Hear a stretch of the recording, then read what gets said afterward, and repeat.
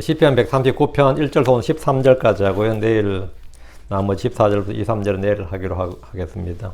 오늘은 제목이 All Knowing God. 이제 이쪽으로 이제 한국 사람이 한자 쓰듯이 여기도 영어도 이제 All Knowing God 하면 한자 쓰듯이 하는 게 라틴어죠. 라틴어 쓰거나 라틴어에서 나온 그런 이제 어근이 있는 그런 단어를 쓰는데 이제 Omniscience, 뭐 Omnipotent, Omnipresent. 이는 Omni 하면 Omni란 말이죠. 전. 그게 이제 어근이 전.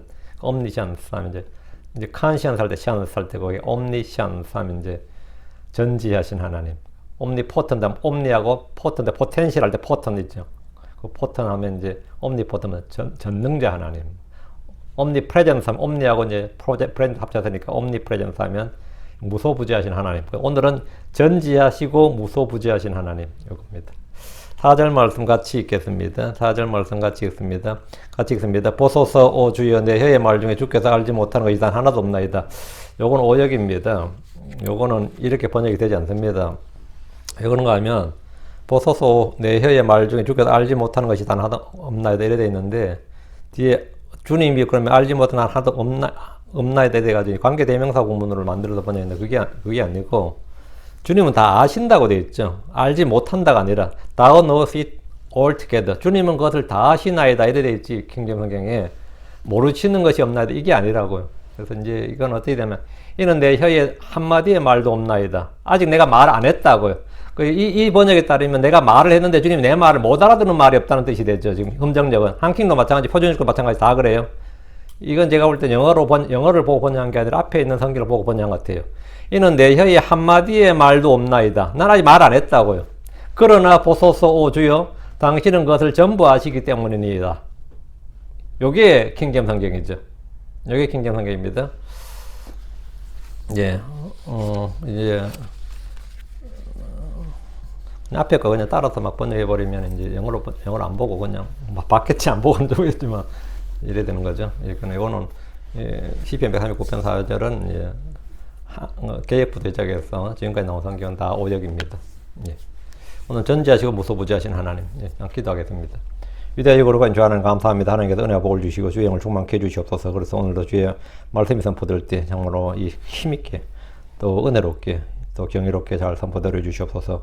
전능하신 하나님께서 듣는 모든 혼들에게 은혜를 더 많이 베풀어 주시고 또 주의 아심 또 주님의 저희와 함께 하시고 어디 하나 계시는 그 주님의 속성을 잘 깨닫고 또 이것으로 말해 저희가 큰 힘과 위로를 얻게 해 주시길 간구합니다. 사랑하는 아버지 하나님, 전하는 자나 듣는 자가 함께 모두 주 앞에 있습니다. 전능자 주 하나님께서 도와주십시오. 복을 주십시오. 주의 성기도 합니다. 아멘. 시편 139편을 공부하겠습니다. 이 시는 악장에게 다윗의 시라고 되어 있는데 다윗이 쓴 시죠. 그러니까 이 시편은 모든 걸 아시는 하나님, All Knowing God 또는 Omniscience, 또 무소부지하시는 어디에나 계신 하나님, Omnipresent를 가장 분명하게 다루고 있습니다. 시편 139편 1절에 6절은 주 하나님의 전지성, All Knowing God, 하나님께서 모든 걸 아신다. 그걸 다루고 7절부터 10절은 그분의 무소부지함을 다루고 있습니다. 나를 가장 잘 아시는 분, 나의 모든 것을 다 아시는 분은 하나님이십니다. 그분은 나를 지으신 분입니다. 그분은 나의 모든 것을 살피시는 분입니다. 잠언 15장 3절에 주의 눈은 모든 곳에 있어서 악한 자와 선한 자를 살피시느니라. 주의 눈은 모든 곳에 있어서 모든 걸 보시는, 모든 걸 아시는, 주의 눈은 모든 곳에 있어서 주께서는 이 세상 모든 사람들의 이름과 생일과 죽을 날짜는 물론이고 그들이 한 말과 행위와 걸음의 수 그리고 그들의 속 중심의 생각과 의도까지 다 아시고 기록하시는 분입니다. 그분은 나의 머리털 하나까지도 다 세고 계시고 그분은 별들의 수요를 재시고 그 이름을 부르는 분입니다. 주의 눈은 모든 곳에 있다 말은 주님은 모든 걸 아신다는 뜻도 되지만 또 하나 뭐죠? 주님은 어디에나 계시는 분, 무소부지하신 분이라는 뜻입니다. 모든 사람을 살핀다는 것은 전지하심이. 히브리서 4장 13절에 그분의 눈앞에서 드러나지 아니하는 창조물이 하나도 없고 모든 것이 우리와 상관하시는 그분의 눈에 벌거벗은 채 드러나 있느니라. 벌거벗은 채 드러나 있을 때 말은 뭐죠? 가릴 것이 하나도 없다. 아무도 자기를 가릴 것이 하나도 없다. 주님의 눈앞에서는 가릴 수 있는 것이 아무것도 없다. 모든 것이 벌거벗은 채 있는 그대로 실체가 드러나 있다 이 말이에요. 그분의 눈앞에서 드러나지 않은 창조물이 없고 했으니까 창조물이 하나도 없고 했으니까 이거는 뭐 인간만 그런 게 아니라는 거죠. 모든 것이 우리가 상관하시는 그분의 눈에 벌거벗은 채 드러나 있느니라. 주님의 눈앞에 드러나지 않는 장점은 하나도 없습니다. 감추어진 것도 없고 숨겨진 것도 없습니다. 모든 것이 주의 눈앞에서는 벌거벗은 것 같이 드러나 있습니다. 우리가 아무리 숨기고 비밀이라고 해도 주께서는 다 아십니다.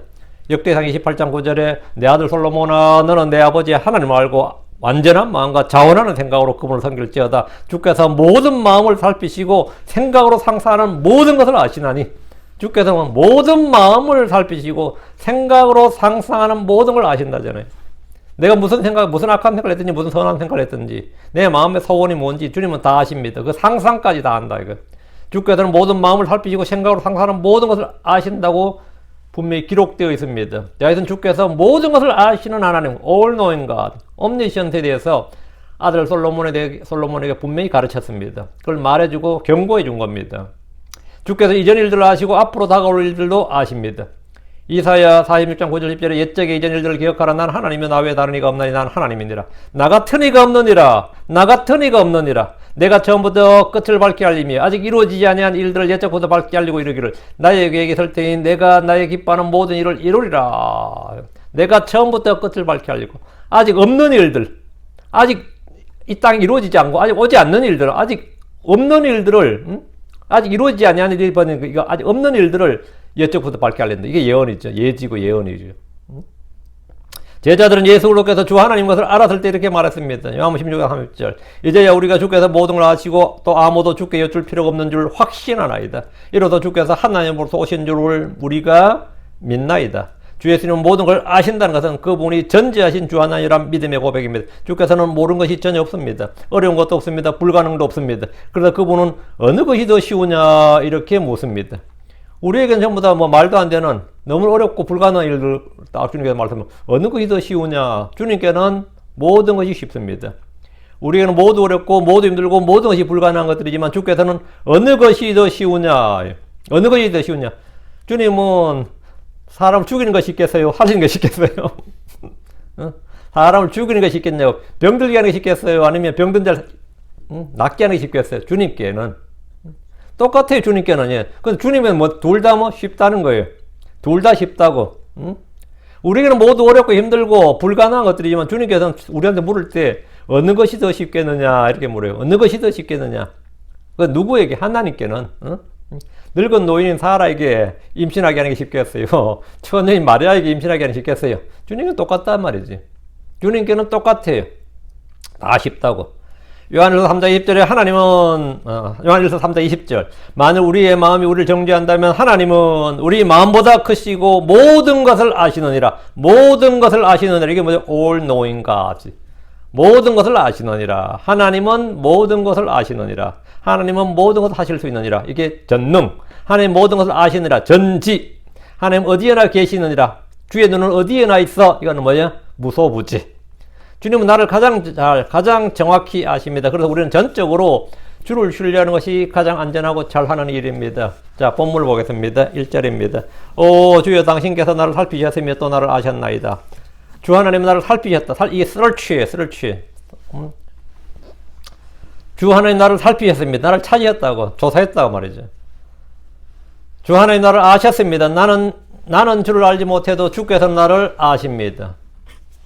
사람들은 주를 무시하고 불신하지만 주께서는 그를 살피십니다. 요한복음 10장 14, 15절 나는 선한 목자라 내 양들을 알고 내 양들도 나를 아노라. 아버지께서 나를 알듯이 나도 아버지를 아노니 나는 양들 위에 내 생명을 내놓느니라.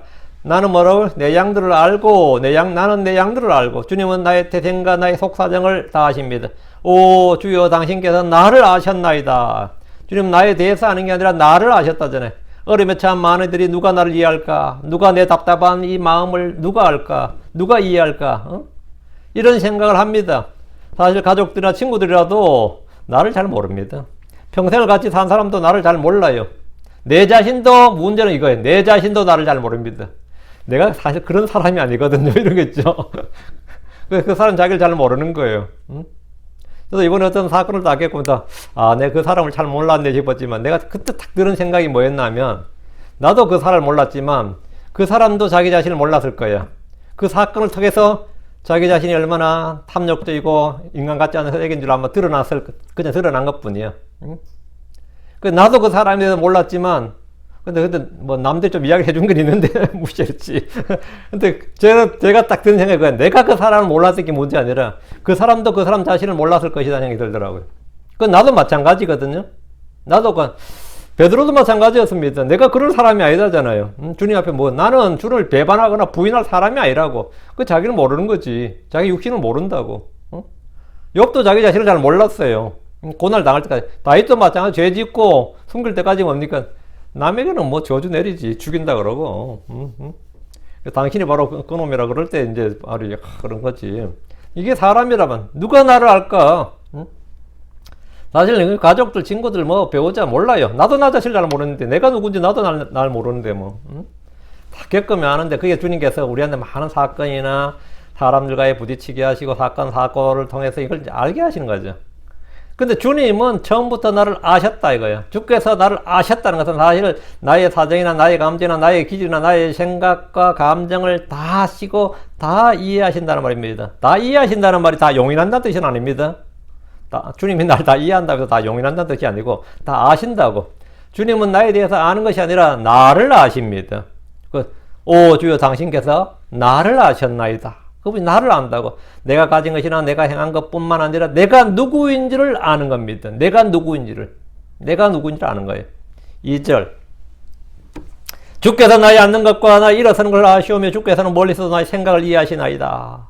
주님이 나를 살피신다. 주께서 나를 아신다. 1절이죠. 여기서는 나를 어디까지 아시는가, 무엇까지 아시는가에 대해서 구체적으로 말씀하고 있습니다. 주님은 나의 앉는 것과 나의 일어서는 걸 아신다는 거예요. 나의 앉는 것과 일어서는 걸, 나의 앉고 일어서는 걸 안다는 말은 나의 모든 행위를 다 안다는 말입니다. 언제 어디에 앉았는지, 내가 언제 어디에 앉아 있었는지, 언제 그 자리에서 일어났는지, 내가 어디 앉아 있었어요. 일어났다는 말은 뭐죠? 그걸 떠난다든가 다리를 놨다든가, 내가 그 자리에 앉았다. 내가 뭐 오늘 어디 가서 앉았어요. 버스를 타고 앉든지, 뭐 아니면 아침 내가 책상에 앉든지, 아니면 운전석에 앉든지, 우리는 항상 앉습니다. 앉아서 뭘 일을 해요. 그렇지만 또 일어서야 될 때 있죠. 그럼 그 자리를 떠나는 거란 말이죠. 누굴 만나면 만나죠. 그럼 식탁에 앉든지 뭐 커피숍에 앉든지 어디 앉습니다. 그리고 또 헤어질 때 또 일어나서 그렇죠. 앉고 일어서는 거 안다는 말은 나의 모든 행위를 다 한다는 말입니다. 언제 어디에 누구와 함께 앉아 있었는지, 언제 그 자리에서 일어났는지, 누구와 함께 누웠는지도 다 아십니다. 어떤 이들은 술집에 누구와 앉아 있습니다. 술집에 앉아 있다고 복 있는 사람은 악한 자와 함께 앉아서는 안 됩니다. 같이, 그런데 그런 장소에 앉아 있으면 안 돼요. 어떤 이는 교회에 앉아 있습니다. 주님 내가 언제 그곳에서 일어섰는지, 지금 어디에 서 있는지를 다 아십니다. 주께서는 멀리서도 나의 생각을 이해하시나이다. 주님 나의 생각과 상상을 다 아십니다. 주님 나의 속중심을 아시고 영을 달아보시는 분입니다. 주께서 이해하지 못하는 말은 없습니다. 주께서 알아듣지 못하는 말도 없습니다. 주께서 나의 생각을 이해하신다는 것은 나에 대한 오해나 오류가 전혀 없다는 겁니다. 우리는 부부 사이라도 참 나를 모른다, 참 당신을 모른다는 말을 합니다. 자식들도 부모를 모르고, 부모는 내가 내 뱃속으로 낳았지만 그 속을 모르겠다고 합니다. 제가 아는 어떤 분이 그러더라고요. 내가 겉을 낳았지 속을 낳았나 그러더라고요. 내가 자식의 겉을 낳았지 속을 낳았냐. 그게 뭔 말이에요? 그 명언이에요. 내가 너희 겉을 낳았지. 사실 뭐 기질도 좀 닮아요. 다 요즘은 뭐 그렇죠. 예. 주께서 나의 생각을 이해하신다. 주께서 이해하신다. 주께서는 멀리서도 나의 생각을 이해하시나이다. 주님은 나의 생각과 상상을 다 아십니다. 주님은 나의 속중심을 아시고 나의 영을 달아보시는 분입니다. 주께서 이해하지 못하는 생각, 주께서 이해하지 못하는 말, 주께서 이해하지 못하는 행위, 주께서 이해하지 못한 나의 돌출, 돌발 행위, 그런 거 없어요. 주님은 다 아십니다. 주님은 나의 속중심을 다 아신다고. 주께서 나의 생각을 이해하신다는 것은 나에 대한 오해나 오류가 전혀 없다는 겁니다. 나도 걔가 그런 줄은 잘 몰랐네. 우리는 그런 말 할 수 있어. 주님은 그런 게 없습니다. 난 그 사람이 그럴 줄 몰랐다. 이런 건 주님 앞에는 없어요. 야, 너무나 의외인데? 그런 것도 물론 없습니다. 우리는 부부 사이라도 참 나를 모른다, 참 당신을 모른다는 말을 합니다. 자식들도 부모를 모르고 부모도 내가 낳았지만 그 속을 모르겠다고 합니다. 그러나 주님은 우리의 생각을 다 이해하십니다. 열왕기상 8장 39절. 그때 주께서는 하늘과 주의 거처에서 들으시고 용서하시며 또 주께서 각 사람의 마음을 아시오니, 여기 주께서 각 사람의 마음을 아시오니 각 사람에게 그의 길들대로 행하사 갚으시옵소서. 주 곧 주는 홀로 사람들의 모든 자녀들의 마음을 아시나이다. 주 곧 주만 홀로 사람들의 모든 자녀들의 마음을 아시나이다. 주님은 홀로 다 아신다 이거예요. 사람의 마음을 다 아신다 이거예요. 3절입니다. 주께서 나의 행로와 나의 눕는 것을 둘러싸시며 또 나의 모든 길들을 익히 하시나이다. 주님은 나의 행로와 나의 눕는 것을 둘러싸십니다. 나의 행로, 나의 진로, 나의 들어오고 나아감, 나의 삶의 여정, 행동, 방식 등 나의 모든 길들을 주님은 잘 아십니다. 나의 눕는 것은 일상에서 잠을 자는 것, 쉰다는 뜻의 그 눕는 것 말고, 여기서 나의 눕는 것 할 때 나의 눕는 것, 주께서 나의 행로 할 때 행로는 뭐죠? 예. 내가 나의 달려갈 길을 마치고 이거예요. 이게 내 인생의 삶의 여정이 나의 행로죠. 나의 눕는 것을 둘러싸시면 나의 눕는 것은 뭐겠어요? 죽음이지. 주께서 나의 행로는 나의 삶이고 나의 눕는 것은 죽음이고 그 삶과 죽음을 주님은 뭐라고 둘러싸시며 이 말이에요. 이거 잘 이해하셔야 됩니다. 뭐 그냥 어려운 건 전혀 없어요. 예. 그 나의 눕는다 이 말 일상에서 잠잔다 오늘 밤에 뭐 10시에 잔다 11시에 잔다 이런 잠잔다 이게 아니고 쉰다는 뜻 말고 죽음으로 땅에 눕는다는 말입니다. 땅에 눕는다. 우리는 자신의 길을 마친 후에 죽는데 이것을 땅에 눕는다고 표현합니다. 주님은 나의 인생 그리고 죽음까지 다 아신다는 말입니다. 여기 언더라인 쫙 해놓고 근데 성경 그 뒤에 둘러싸시며 이 표현을 했는데 이것은 이 모든 것이 주님의 뜻과 계획과 통제 아래 있다는 겁니다. 이 모든 걸 주님이 뭐라고 둘러싸신다. 우리 불교 용어로 아니면 우리 에이시언들 한국 사람들이 유명한 표현이 있죠. 아무리 뭐 손오공이 날뛰어도 부처님 손바닥 아니다 그런 말 듣죠. 우리가 아무리 삶을 나의 행로와 눕는 것이 뭐라고? 삶과 죽음 다 뭐다? 주님께서 주님의 손바닥 아니다. 주님 아니다 이 말. 그래서 주님의 통제 아래 있고 주님의 뜻과 계획과 주님 아래 있다 이 말이에요. 주님께서 나의 행로를 아신다는 것은 내가 생명의 길에 있는지 사망의 길에 있는지 아신다 이 말입니다. 주님은 우리가 걸어야 할 길을 알려주셨습니다. 의의 길, 진리의 길, 생명의 길, 주의 길, 믿음의 길, 화평의 길은 우리가 걸어야 할 길입니다. 사망의 길, 음행의 길, 탐욕의 길, 발람의 길, 가인의 길, 여로보암의 길, 멸망의 길로는 가지 말아야 되는 길입니다. 나의 행로란 행로할 때 행로 패스, 올드 패스, 옛 행로할 때 좁은 길할 때 그 행로 웨이하고 패스가 성경에 많이 나의 행로란 인생의 길을 말합니다. 내 인생의 길, 내 인생의 행로. 한국 사람들 자주 쓰는 표현은 뭐죠? 진로 그러죠. 진로가 뭐죠? 나아갈 길 이 말이에요. 많이들이 이제 학생들이 이제 대학쯤 갈 때 뭐랍니까? 진로를 선택해라 그렇게 말하죠. 한국은 이제 고등학생 되면 문과와 이과를 선택해라 그렇게 해요. 그럼 그걸 이제 진로 선택. 그래서 고3 되면 대학을 어디 갈지 할 때 진로 상담 그런 거거든요. 진로가 뭐예요? 소주 아닙니다. 진로가 뭐예요? 참진 이슬로가 아니고 나아갈 길 행로라고 outgoings입니다. 우리 성경에 따르면 이게 이제 outgoings. 좀 이따 나옵니다. 이제 패스하고 웨이가 나오는데 이제 길이 나온다. 나의 행로란 인생의 길이다 말이죠. 진로인데 진로 선택한다 그러는데 진로가 뭐냐? 나아가는 길이다. 학업의 길, 취업의 길, 학문의 길, 목회자의 길, 뭐 저마다 길이란 말을 갖다 붙이는데 이것이 인생의 뭐다? 그 사람이 걸어가야 될 인생의 행로이기 때문입니다. 내가 이 길로 올 줄을 몰랐다 그러죠. 제가 어떤 분을 전화하는데 그리고 형제님이 그 길로 가셨네요. 그러더라고. 그 길로 가셨네요. 그 길이 뭐야? 예수님이 그 길인데 그 길로 가셨네요. 그냥 목회자의 길로 갔다. 뭐 이런 말이겠죠. 그분이 하는 말이. 결국은 그 길로 가셨네요. 이제 쭉 그 길로 계속 가시는 거죠. 이들은. 그럼 내 나이가 몇인데 그 길로 가지. 여기서 뭐 하겠어. 그만두고 다른 길로 가겠어요? 주께서 나의 행로를 아십니다. 모든 육체가 가는 길이 결국 뭐죠? 사람이 가는 모든 길로 나도 가거니 할 때 사람이 가는 모든 길은 뭐죠? 죽음, 사망입니다. 모든 육체는 사망의 길로 갑니다. 지금 나도 사망의 길로 가고 있습니다. 주 예수를 믿으면 사망의 길에서 생명의 길로 옮겨집니다. 다시 3절. 또 나의 모든 길들을 익히 아시나이다. ways에서 이제 복수이죠. 모든 길들을 아시나이다. 이랬잖아요. all my ways잖아요. 그러니까 여기 미국에서도 한국 사람이 자주 부르는, 심지어 요즘 북한 청년들하고 인기 있는 노래가 그 뭐죠? my way라는 팝송이라고. my way. 그냥 대중가요인데도 꼭 마치 뭐 이 가곡처럼 느껴지는 뭐 그런 좀 중후한 약간 그런 맛이 있어서 굉장히 유명하더라고. 뭐 굉장히 많이들 부르죠. 나 그 가사도 잘 모르는데 어쨌든 하도 많이 들으니까. 또 나의 모든 길들을 익히 아시다. 이게 my way. 욥기 3장 10절에 그러나 내가 가는 길을 그분께서 아시나니 그분께서 나를 단련하신 뒤에는 내가 금같이 나오리라 할 때 이게 내가 가는 길을 나의 모든 길들을 주께서는 내가 가는 길들 나의 모든 길들을 아십니다. 주님은 내게 길을 택하라고 하셨습니다. 진로를 택하라고. 어디로 갈지 택하라고. 시편 25편 12절 주를 두려워하는 그는 어떤 사람이냐 그분께서 친히 택하실 길로 그를 가르쳐 주시리라. 그를 길로 친히 택하실 길로 내가 가라는 길로 가라 이거. 내가 택하는 길로 가라 이거예요. 우리는 진리의 길을 택해야 됩니다. 주께서는 넌 학대한 자를 부러워하지 말며 그의 길들 중 어떤 길도 택하지 말라. 그의 길들 중 어떤 길도 음의 길이나 불법의 길, 사악한 자의 길, 사마의 길 이런 거 탐욕의 길 이런 건 택하지 말라고요. 우리가 어떤 길을 택하든지 무슨 길로 가든지 어떤 길로 택하든지 주님은 나의 모든 길들을 아십니다. 나는 나의 달려갈 길을 맞춰야 됩니다. 4절입니다. 이는 내 혀에 한마디의 말도 없나이다. 그러나 보소서 주여 당신은 그것을 전부 아시기 때문입니다. 이 구절은 한글 성경들 특히 킹제임 성경 번역들이라는 성경에도 제대로 정확히 번역된 것이 하나도 없습니다. 대부분의 역본은 내 혀의 말 중에 주께서 알지 못하는 것이 하나도 없다. 이런 식으로 하나도 없나이다. 이런 식으로 번역했습니다. 이건 개역부터 다 지금 가장 최근에 나온 표준역까지 다 마찬가지예요. 내 혀의 말 중에 주께서 알지 못하는 말이 하나도 없나이다. 이 알지 못하는이라는 게 없어요, 아예. 관계대명사를 넣어서 번역한 것이고, 이제 벗을 이제 관계대명사 생각해서 나까지 포함한 걸로 번역한 것 같은데, 그렇게 되면 주께서 내가 입으로 하는 말 중에 모르는 말이 하나도 없다는 식이 됩니다. 그러나 본문은 그렇게 되어 있지 않습니다. 이는 내 혀에 한마디의 말도 없나이다. 이렇게 되어 있어요. For there is another word in my tongue. 뭐예요?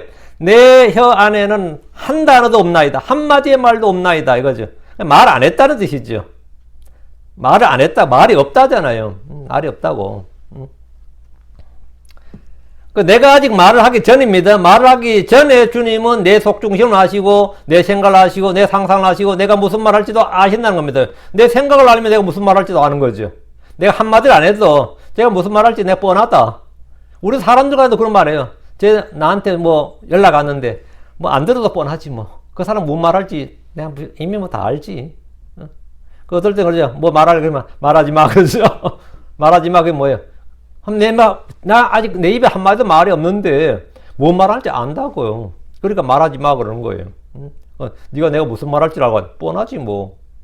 왜? 그 사람 생각을 알면 그 사람 속 중심을 알면 마음을 알면 말도 아는 거예요. 그 주님께서 어떤 분이냐? 이는 내 혀에 한마디의 말도 없었다요. 지금 본문이 그렇게 기록되어 있어요. 내가 아직 말을 하기 전이다만 말을 하기 전에 주님은 내 속 중심을 아시니까 생각을 아시고 중심을 아시고 상상을 아시니까 내가 무슨 말을 할지를 다 아시는 거예요. 주님 앞에서 나아가서 뭔가를 구할 때 내가 기도할 때 말이죠. 주님 사실 내가 하나님 아버지 할 때 하기 전에 그걸 다 아신다고. 내가 뭘 구할지 무슨 말을 하기도 전에 내 혀에 단 한마디 한 단어도 없을 때 이 말이에요.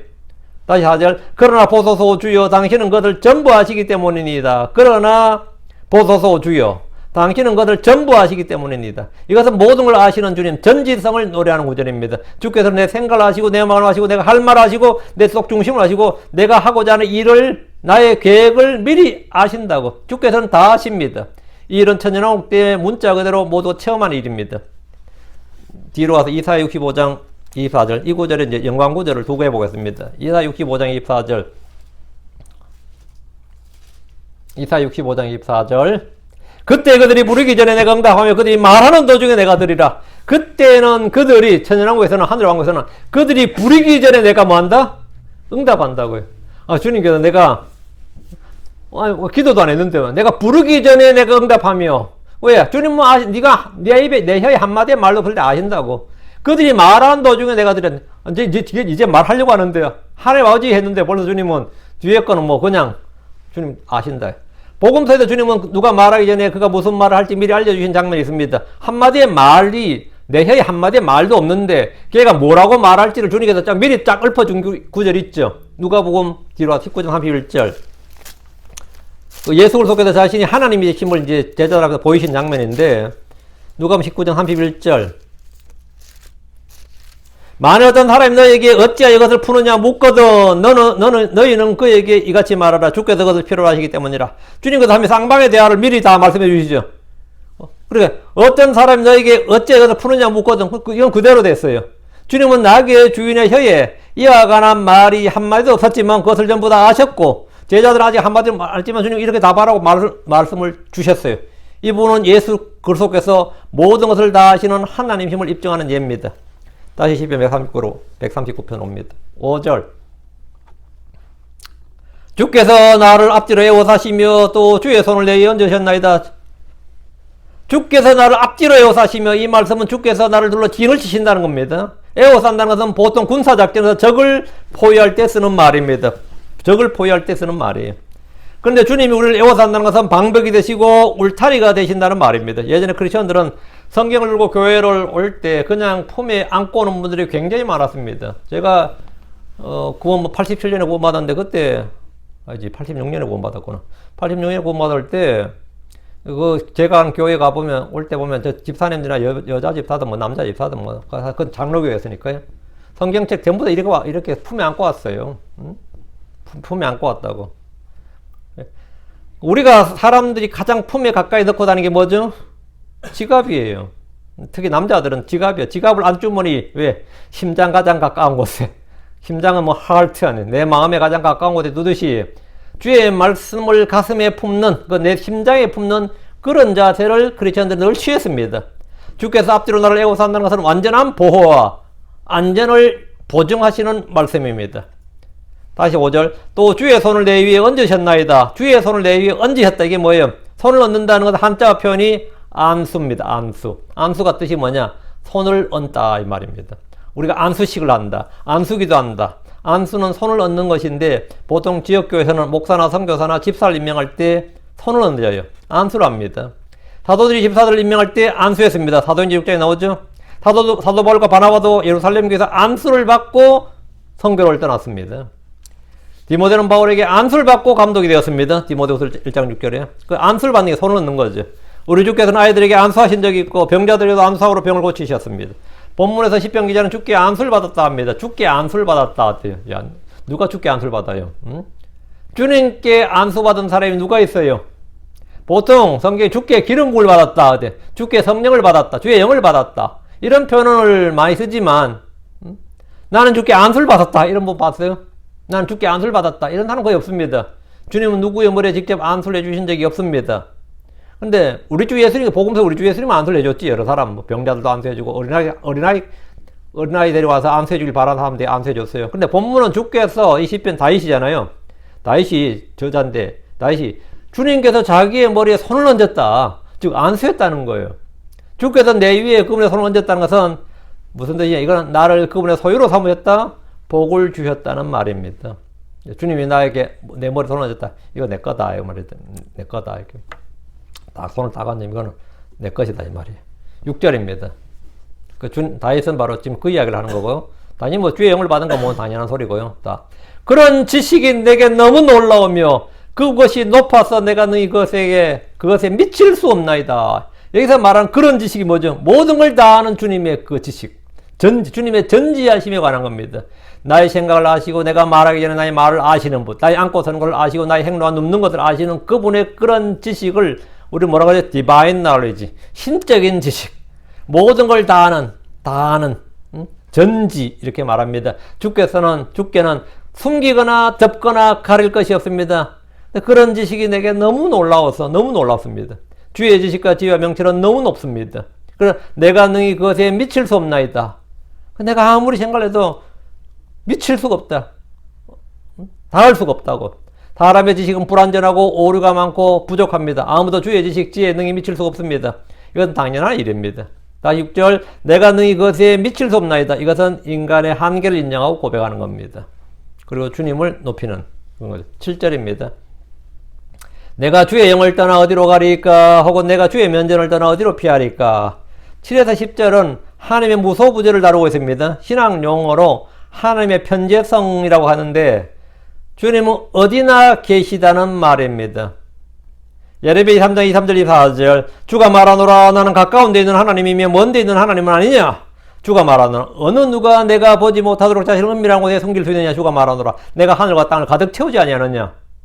어느 누가 내가 보지 못하도록 자신을 은밀한 곳에 숨길 수 있느냐? 나는 가까운 데 있는 하나님이고 멀리 있는 하나님이고 온 세상 온 땅 온 우주에 뭐라 하늘과 땅을 가득 채우지 아니하느냐? 하나님은 하늘과 땅 어디에나 계시다. 이게 무소부재 편재성입니다. 그분 우리 각 사람으로부터 멀리 떨어져 있지 않습니다. 사도행전 17장 27절 28절 그러나 그분 우리 각 사람으로부터 멀리 떨어져 있지 아니하니 이는 우리가 그분 안에서 살며 움직이며 존재하기 때문이라. 우리는 그분 안에서 살고, 이 사람들은 아테네 사람들인데, 이교도들이에요. 근데 우리가 그분 안에서 살며 움직이며 존재한다잖아요. 왜?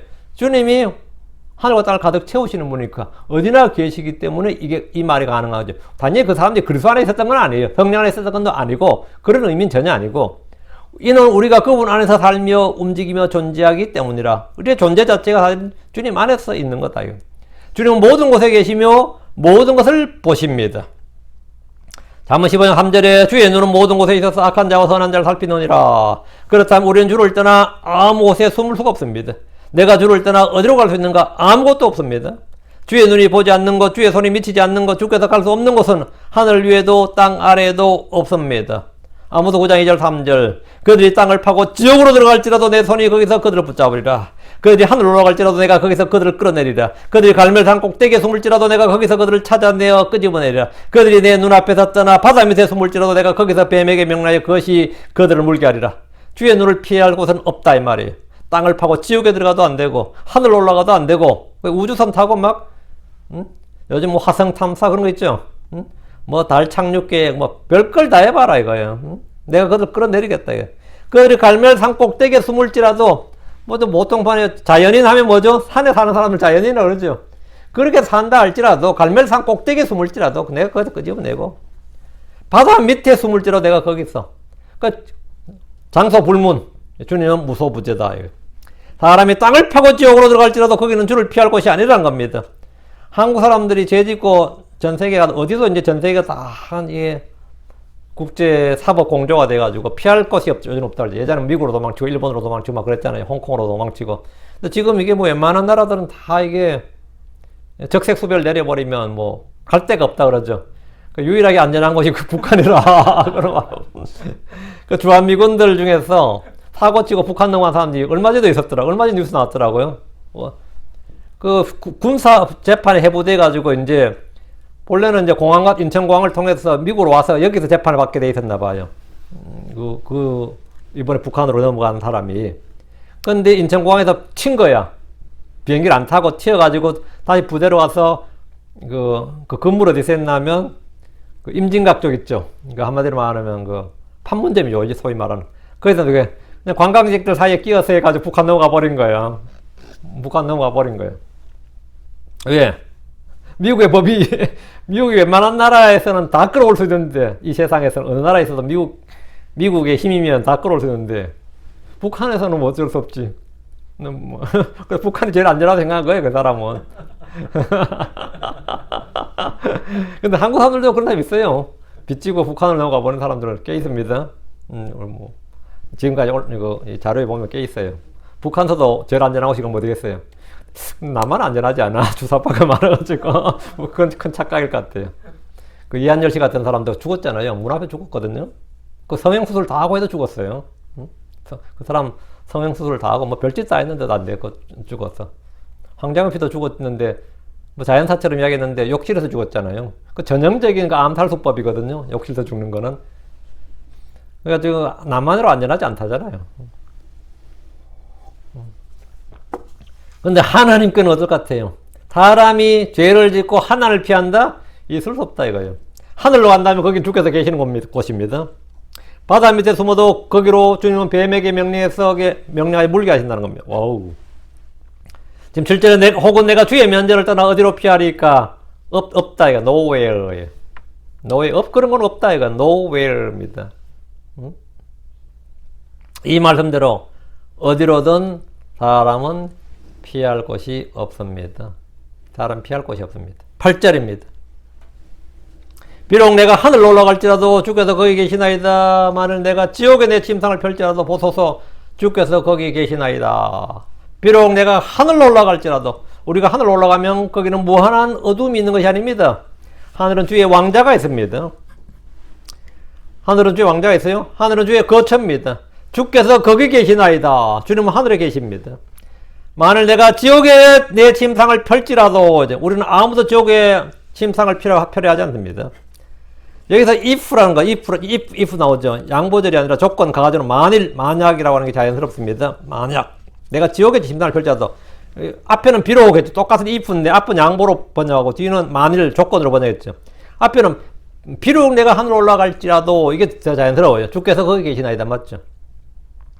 만일 내가 하늘로 올라갈 때도 당연히 못 올라가는 건 말이 안 되고, 만일 내가 지옥의 짐, 이건 가정이죠. 만일 내가 지옥의 짐상을 펼지라도, 내 짐을 펼지라도 보소서 주께서 거기 계시나이다. 그러니까 주님은 하늘에도 계시고 지옥에도 계시고, 주님의 통치권, 주님의 손길은 어디나 다 미친다 이거죠. 주를 피해서 만약 지옥에 가는 것이라면 그의 생각과 판단은 전적으로 잘못입니다. 주께서는 하늘과 땅에만 계신 것이 아닙니다. 주님은 지옥에도 계십니다. 왜 주님이 지옥에 계시는 거예요? 주님 뭐 하려고 지옥에 계십니까? 지옥도 주께서 만드신 것이고, 지옥에는 범죄한 천사들과 죄인들도 주의 창조물입니다. 우리 국가가 말이죠. 감옥을 만들면 그 감옥에도 뭐가 있어요? 국가 공무원이 있습니다. 왜 국가 공무원이 왜 감옥에 있습니까? 감옥을 교도소를 누가 만들었어요? 국가가 만들으니까 당연히 정부 공무원이 파견되는 거예요. 법무부 공무원이 파견되는 거라고. 그럼 당연히 지옥은 누가 만들었어요? 거기 당연히 주님이 만드셨지. 그럼 지옥에 간 사람도 누구죠? 죄인들이지. 그럼 당연히 공무원이 파괴돼야지. 왕국의 공무원이 파괴돼야죠. 지옥도 주께서 만드신 것이고, 지옥에 있는 범죄한 천사들, 지옥에 간 죄인들도 주의 창조물입니다. 주님은 하늘에도 계시고, 땅에도 계시고, 지옥에도 계십니다. 어느 찬송가 가사를 보면 그런 가사 아시죠? 주께서 계신 곳이 그 어디나 하늘이다. 주께서 계신 그곳이 하늘이다. 주께서 계신 곳이 천국이라고 하지만 그 말은 그냥 헛소리에 불과합니다. 주님이 계셔도 땅은 땅이고 지옥은 지옥이에요. 주님이 여기 계셔도 지금 우리 이 장소에 계셔도 여기가 하늘이 되는 게 아니고 땅이에요. 그냥 안 그럴 것 같아요? 주님이 지옥에 계셔도 여전히 그곳은 지옥이지, 주님이 계시면 갑자기 주님이 계신 곳은 그건 아니지. 이건 이제 우리가 비유적으로 그렇게 이제 표현하는 것이지. 그게 뭐 잘못됐다 그건 아니고요. 그냥 무슨 말인지 알겠죠? 9절입니다. 비록 내가 아침에 날개들을 취하며 또 바다 맨 끝 지역들에 가서 거할지라도, 이제 하늘도 안 되고 지옥도 안 되고 어디에 갈멜산도 안 되고 바다 밑도 안 된다면서 시편 기자는 계속해서 가정에서 말하고 있는데, 주님의 통치와 걷는 그분이 어디까지 계실 수 있는지 이걸 지금 범위를 말하는데, 비록 내가 아침의 날개들을 취하여, 아침의 날개들이 뭘 같아요? 아침의 날개들, 이 말은 굉장히 시적인 표현이죠. 딱 들어도 시적인 표현이야. 그래서 이 시편에 지금 제일 이 난감한 부분이, 시편은 시예요. 시인데 이 산문처럼 지금 번역이 되고 있다는 거, 이거 이제 반드시 손 한번 봐야 됩니다. 시로 번역해야 돼. 그러니까 이 한 편 읽었을 때, 시조를 한 편 읊은 느낌이 든다, 이런 생각이 들 만큼 좀 이 수사적인 표현이 좀 필요한데, 그 중에 하나가 9절이 비록 내가 아침의 날개들을 취하여, 이런 건 뭐예요? 김소리 씨보다 낫지? 이런 표현은 아주 뛰어난 표현인데, 아침의 날개들을 취하여 또 바다 맨 끝 지역들에 가서 거할지라도, 참 멋있는 표현이죠. 아침의 날개들을 취하여, 아침의 날개들은 이제 수평선 넘어 해가 떠오른 동쪽 어딘가를 말합니다.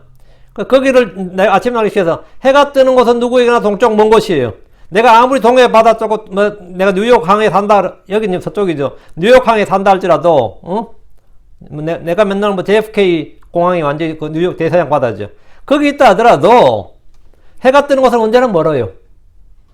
내가 해가 뜨는 가까운 곳에 산다 이런 건 없어요. 즉 바다 맨 끝 지역들에 가서 거할지라도 주님은 거기에 계시고 거기서 나와 함께 하시고 나를 인도하십니다. 주님은 어디에 계시더라도 장소 불문이다 이 말이죠. 지금 무소부재를 다루는 거예요. 10절. 심지어 거기서도 주의 손이 나를 인도하시며 또 주의 오른손이 나를 붙드시리이다. 사람들이 지평선을 잡을 수 없다 그러죠.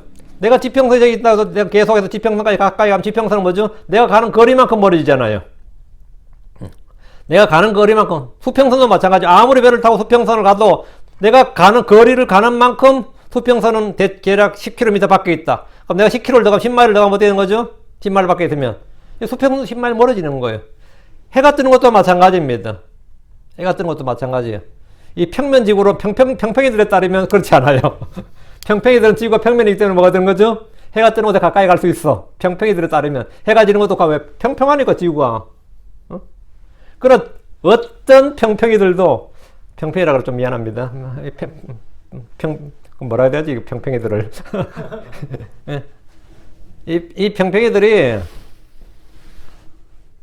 아무리 뭐, 아니면 고속전철을 타든 고속비행기를 타든 뭐, 쟤들이만 최고의 속도를 내는 뭘 타도 그들은 지평선과 수평선을 잡을 수가 없어요. 도달할 수가 없어요. 왜? 지구는 평면이 아니기 때문이에요. 아무리 해도 해가 뜨는 곳에 가까이 갈 수가 없어요. 왜? 지구는 평평이가 아니기 때문입니다. 이게 이해가 안 돼요? 이게 이해가 안 된다고? 근데 왜 이 유난히 이 킹겜성에 쪽에 이 평평이들이 많아요. 그들은 왜 이 킹겜성을 믿었냐? 특이해서 믿은 거예요, 그냥. 뭔가 특이해서. 왜? 맨날 이상한 걸 찾거든. 자기 길을 가려줄 뭔가를 찾는 거야. 진리를 찾는 게 아닙니다. 뭔가 이상한 거. 지금 이 성경 쓰다가도 뭔가 좀 더 이상한 거, 좀 특이한 게 나오면 뭡니까? 그게 속 마음 빨려드는 거예요. 그런 사람들 늘 음모론에 관심이 많고, 어둠의 일들에 관심이 많아요. 빛의 일에 관심을 두는 게 아니라 어둠의 일들에 늘 관심이 많아. 응? 이거는 말이 안 되지. 어쨌든 그렇다 치고, 그렇다 하고, 자, 10절 다시요. 땅의 끝이든 바다의 끝이든 주님은 거기서도 뭐 나를 인도하신다고. 주님은 물속에서도 나를 인도하시고 불 속에서도 나를 지키시고 인도하십니다. 주님은 땅끝에서 나를 인도하십니다. 나를 붙드십니다. 이 말은 주의 보호와 안전은 장소에 구애받지 않는다는 겁니다. 사람은 공간의 지배를 받습니다. 주님은 공간을 지배하시는 분입니다. 그분은 전능하신 하나님이시기 때문입니다. 주님은 사마의 그늘진 골짜기에서도 나를 인도하십니다. 11절. 만일 내가 확실히 어둠이 나를 덮으라 할지라도 심지어 밤조차 나를 두르는 빛이 되리이다. 어둠이 나를 덮으려고 할 때 덮는다는 것은 뭐냐? 이 커버죠. 이게 뭘 같아요? 이불이 몸을 덮는다거나 문제를 덮는다고 할 때 덮는 거. 이 덮는다 아니라 공포가 나를 덮었다. 상처가 나를 덮었다. 홍수가 우리를 덮었다. 불길이 치솟아 우리를 덮었다. 아니 화산이 폭발하다 용암이 우리 이 도시를 덮었다. 이게 뭐죠? 확실히 어둠이 나를 덮으리라. 이때 이 덮는다는 것은 어둠이 나를 압도하다, 엄습하다, 몰려오다, 나를 완전히 짓누르다 이 말이지. 여기서 어둠은 고통과 질병과 전쟁과 슬픔과 재난과 유형 같은 것을 표현하는 말입니다. 가장 큰 어둠 당연히 뭡니까? 어둠의 날 뭐죠? 그날은 빛이 아니라 어둠이 아니겠느냐. 이게 뭐야? 야곱의 고난, 대환란이지. 그리고 사람에게, 개인에게 일생에서 어둠은 뭐죠? 죽음이지. 뭔 말인지 알겠죠? 근데 평생 할 때는 물론 어둠하면 뭐 이런 것들만. 근데 어둠은 고사하고 뒤에 확실히 어둠이 나를 덮으리라 하면 뭐냐? 나 게임 끝난 거예요, 사실은. 근데 심지어 밤조차 나를 두르는 빛이 되리이다. 어둠이 나를 덮는 게 아니라 밤은 전체가 다 어둠이잖아요. 일시적인 부분적이 아니라 밤이란 것은 전체가 다 어둠이야. 그 밤조차도 뭐 나를 두르는 빛이 되리이다. 이게 어떻게 된 거죠? 밤조차 나를 어둠은 고사하고 어둠이 빛이 되는 건 뭐 아무것도 아니고 심지어 밤조차 나를 두는 빛이 될 것이다. 심지어 밤조차 이 말은 어둠보다 더한 밤이라도 그것이 나를 두르는 빛이 될 것이다. 어떤 위험과 역경과 재난과 고난이 나를 덮어도 사망이 나를 덮어도 말이야. 그것이 도리어 나를 두르는 빛이 될 것이라고 말합니다. 될 것이다 이거. 주님은 모든 걸 합력하여 선을 이루시는 분입니다. 주님은 어둠을 빛으로 슬픔을 기쁨으로 애곡하는 일이 변하여 좋은 날이 되게 하고 그 날들을 잔치하고 기뻐하는 날로 삼으십니다. 주님은 죄인을 의롭게 하실 수 있는 분이십니다. 거름더미에 있는 사람을 올려서 왕좌에 두실 수 있는 분입니다. 나를 덮는 어둠, 심지어 밤조차 나를 두르는 빛이 되게 하시는 하나님을 생각해 보십시오. 마른 뼈들의 골짜기에서 사람들이 살아서 나와서 군대가 됩니다. 그게 에스겔서에 나오잖아요. 땅속에 묻혀있던 자들이 어느 날 나팔소리의 영광스러운 몸을 입고 하늘로 올라갑니다. 이것이 부활입니다. 지금 여러분이 겪는 고난과 어려움들, 심지어 죽음까지도 영원한 영광의 중한 것을 이룰 겁니다. 그렇죠? 이게 뭐냐? 어둠이 나를 덮는단 말이에요. 그럼 어둠이 나를 덮으리라. 우리가 다 알지. 어둠이 나를 덮고 있구나. 그렇게 할지라도, 그렇게 말할지라도, 심지어 밤조차 나를 두르는 빛이 되리다. 왜? 빛이신 주님이 우리에게 계시기 때문입니다. 그 야곱의 고난도 뭡니까? 의의 해가 떠오르는 순간에 뭐가 되는 거죠? 빛이 되는 거예요. 나의 죽음도 뭐죠? 땅속에 묻혀 있어도 언제 빛이 되는 거죠? 예, 마지막 나팔 소리에 눈 깜짝할 때 순식간에 우리는 뭐가 되는 거죠? 부활의 몸을 입고 하늘로 가는 겁니다. 12절입니다. 인생 아무것도 아니지. 그래 하면 뭐. 참으로 어둠이 주로부터 숨지 못하나이다. 그러나 밤이 낮처럼 빛을 내나이다. 밤이 낮처럼 빛을 낸다. 거기는 밤이 없다잖아요. 거기는 어둠이 없다잖아. 어둠과 빛이 죽기는 둘 다 같으니다. 참으로 어둠이 주로부터 숨지 못하나. 이 말씀은 어둠도 죽게는 어둠이 아니란 말입니다. 어둠은 우리의 눈에서는 뭔가를 가리고 감추고 덮는 것입니다. 보이지 않게 가리는 거죠. 그러나 주께서는 어둠이 전혀 그런 기능을 하지 못합니다. 어둠은 주의 눈에서 무엇을 숨길 수가 없고 스스로도 숨지 못합니다. 이것은 매우 시적인 표현으로 많은 의미를 내포하고 있습니다. 내 삶의 어둠이나 인생의 어둠이 있다면 그것은 나의 사고와 삶의 방식과 인생의 전반을 뒤엎을 겁니다. 뒤덮을 겁니다. 그러나 그런 인생의 어둠들도 빛이신 주 앞에서는 아무것도 숨길 수가 없습니다. 어둠은 주 앞에서 어둠이 될 수가 없다 이거예요. 그러나 밤이 나처럼 빛을 내나이다. 이는 주께서 빛이시기 때문입니다. 낙담, 사별, 이혼, 파산, 고통, 손실, 질병, 관계, 파탄 등 우리를 누르는 어둠조차도 주 안에서는 뭐가 된다? 빛이 됩니다. 그 고통도 나에게는 뭐다? 즐거움이 됩니다. 고난과 고통도 즐거움이 된다고요. 응? 이게 뭐냐? 어둠이 빛이 된다는 거예요. 그래서 어둠과 빛이 주께는 둘 다 같으니이다. 이거를 이 말씀은 정말 한 절 한 절이 이제 참 너무너무 좋은 말씀이죠. 너무너무 진짜 귀한 말씀이지. 심지어 밤조차 나를 두르는 빛이 되리이다. 참으로 어둠이 주로부터 흠지 못하나이다. 그러나 밤이 나처럼 빛을 내나이다. 어둠과 빛이 주께는 둘 다 같으니이다. 이런 거 그냥 외워놓으세요. 13절입니다. 이는 주께서 내 콩팥을 소유하셨으며 내 어머니 곁에서 나를 덮으셨기 때문입니다. 이는 주께서 내 콩팥을 소유하셨으며 이렇게 있는데 성경에 콩팥이 자주 언급됩니다. 요즘 이걸 요즘 양으로 해가지고 주께서 내 신장을 소유하셨으니 이런 것들 같아요. 그래서 그냥 이건 한국말이 나아요. 한자 쓰는 것보다는 내 콩팥을 소유하셨으며. 예. 성경에 콩팥이 자주 언급되죠. 우리의 심장은 마음입니다. 마음이란 뜻이에요. 심장은 뭐죠? 심장이 담대하다. 심장이 녹는다. 심장이 얼어붙었다. 심장이 두근두근한다. 심장이 된다. 예전에 병원에 가서 한번 그랬던데 앞에 할머니가 지금 기억나요. 의사가 이제 퇴진하는데 젊은 의사인데 의사가 별로 관심도 안 두니까 이 아픈 사람들은 누구나 자기에게 관심을 두길 원하지.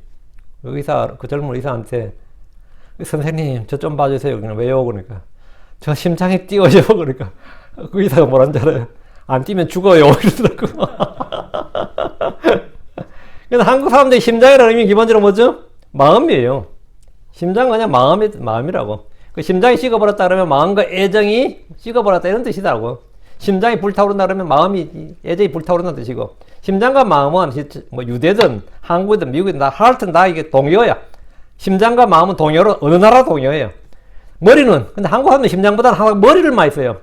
머리가 좋다, 머리가 나쁘다, 머리가 굳었다, 머리가 찔찔하다, 하여튼 한국 사람 입에서는 머리가 최고예요. 왜? 이 학문지상주의, 관료주의가 되다 보니까 이놈의 머리 타령은 뭐 선생들부터 시작해서 다 어릴 때부터 머리 타령. 머리 하면 지성과 지각을 뜻하는 말로, 응? 내가 뭐 못하면 내가 뭘 이게 이해가 안 되는 거냐? 머리가 나빠서 이해 안 되는 게 아니에요. 내가 마음이 없어서 이해가 안 되는 겁니다. 사실 대부분 다 배울 때 내가 뭘 잘못 배우는 거 있죠. 내가 그 방면에 내가 재질이 없어, 소질이 없어, 뭐 이렇게 해도 뭐 어느 정도 말이 맞겠지만 가장 큰 이유는 그런 재능에 탁월한 재능보다는 내가 거기에 관심이 별로 없어요. 그러면 애들 영어 단어 못 외운다고 막 어릴 때 막 선생들이 막 이 돌대가리 하는데 제가 애들 영어를 가르쳤는데 진짜 걔 영어 단어 못 외우더라고요. 그런데 걔 건너는 나한테요. NBA 그 농구 스타들 카드를 가져왔는데 카드가 이만큼은 돼요, 정말로. 근데 걔 이름을 그게 한 450명 정도 되는 것 같은데 걔가 뭐 카드가 450장의 카드를 다 외우고 있어요. 영어 단어 못 외우긴 뭘 못 외워, 씨. 키가 몇 센치고, 어느 대학 출신이고, 지금 연봉이 얼마고, 작년 성적이 몇 점 내었고, 3점 슛 성공률이 몇 %까지 안 내가 기겁했잖아. 내가 근데 기겁을 했어요, 그거는. 걔가 왜 그걸 잘 외웠겠어? 머리가 좋아서? 다들 걔 보고 머리 나쁘다는데, 아닙니다. 걔는 그 MBA에 꽂혀 있어요. 그 말은 뭐죠? 마음이 거기 있다고. 마음이 거기 있으니까 걔가 머리 좋은 거지. 머리가 좋다는 말, 우리가 자꾸 머리 좋다는데 사실은 이 성경 구절들 다 머리 문제 아닙니다. 대부분 다 마음의 문제입니다. 그 심장의 문제. 그 유대인들은 애들이 뭘 배우고 못 배우고 학습이 늦어도 한국 사람들이 닥달하거나 그러지 않습니다. 10살 때 못 배우면 15살 때 배우면 되고 15살 때 못 배우면 20살에 배우면 된다고 하고 20살 때 못 배우면 30살에 배우면 된다고 생각해요. 그걸 learn by 뭐죠? heart지. learn by head가 아닙니다. learn 뭐로 배운다고? 배우는 건 뭐로 배운다? heart로 배운다고요. 이게 기본 마인드야. 영어 속어도 learn by heart지 learn by head란 건 없습니다. 그건 진짜 맞는 말이에요. 그건 제가 이 오래전 선생 해봐서도 알고 우리 애들 봐도 알아요. 마음에 있는 거는 자신이 사랑하고 마음에 있고 관심 있는 건 뭡니까? 잘 외웁니다. 잘 외우고 빨리 습득하고. 근데 내가 마음에 없는 거 시키면 어때요? 능률이 안 오르죠, 한마디로. 능률이 안 오르죠. 머리에 문제가 있는데 한국 사람들 어쨌든 머리는 뭘로 쓰죠? 지성과 지각을 뜻하는 말로 머리 좋다, 머리 독스럽다, 머리가 돌지 않다, 찔찔하다, 뭐 닭대가리, 개대가리 별 소리 나면서 막 폄하하지. 근데 사실은 머리 문제 아니다. 이걸 정확히 알아두시고 머리보다 중요한 게 뭐다? 마음이고 양심입니다. 좋은 머리보다 좋은 양심. 그게 뭐 좋은 머리, 선한 머리보다 선한 머리 안 쓰지. 좋은 머리보다 뭐라? good heart, good conscience, 선한 양심, 선한 마음이 훨씬 더 낫습니다. 히브리인들은 양심을 뜻하는 몸의 지체로, 양심을 뜻하는 몸의 지체로 이제 뭘 잡았냐? 지성하면 머리, 그럼 애정하면 심장, 오케이, 마음. 그러면 양심을 뜻하는, 우리 속에 양심을 뜻하는 몸의 지체로 신장, 콩팥을 사용했습니다. 한국 사람들에도 요런 단어가 있습니다. 그게 뭐죠? 간장이라 해요, 간장. 애간장이 녹는다.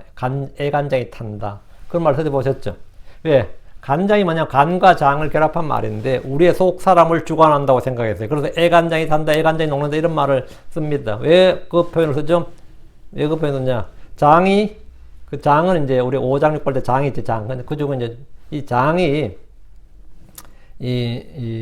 주로 신장이에요. 그래서 장할 때, 간과 장할 때 장이 신장인데, 그 신장이 콩팥이에요.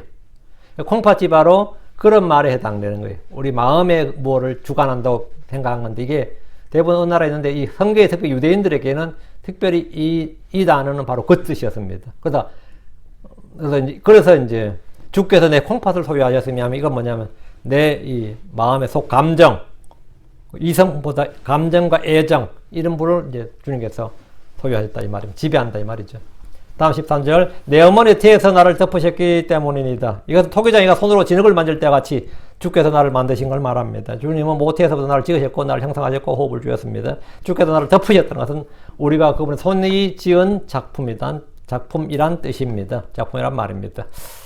오늘은 여기까지 13절까지 하고 내일 계속 14절 계속해서 이어지는데 말씀을 기대하십시오. 계속해서 이 위대한 시편이 지금 위대한 시편의 말씀이 선포되고 있습니다. 오늘은 전지하시고 무소부지하신 하나님에 대해서 오늘 선포했는데 계속 이어집니다. 기도하십시다. 위대하시고 거룩하신 주 하나님 감사합니다. 하나님께서 은혜 주셔서 참 이 주님께서 영광을 주신 이 하나님 말씀들 저희 마음에 잘 전달되도록 주님께서 저희 시각을 열어주시고 저희 눈을 뜨게 해주십시오. 우리가 아버지 하나님 말씀을 잘 보고 잘 듣고 또 이걸 마음에 보고 잘 쌓아둘 수 있도록 도우시길 원합니다. 전나인 주 하나님께서 특별히 이 말씀 진노의 성도들 그리고 이 교회의 설교를 듣는 모든 성도들에게 하나님의 말씀의 지혜가 그 권능이 그 살아계신 그 말씀이 그대로 그 영감 있는 그대로 아버지 하나님 전파되고 또 그것들이 전부 다 하나도 빠져나가지 않도록 또 빼앗기지 않도록 해주실 간구드립니다. 아버지 하나님 주님께서는 어디에나 계시고 또 아버지 하나님 모든 걸 아시는 하나님이십니다. 저희가 주를 전적으로 신뢰합니다. 아버지 하나님께서 주를 부르고 주를 찾는 모든 분들에게 우리가 생각하는 것 이상으로 구하는 것 이상으로 우리가 말하기 전에 아시는 주님께서 또 그것들을 들으시고 또 응답해 주시옵소서. 감사드리며 주의 성기도합니다. 아멘.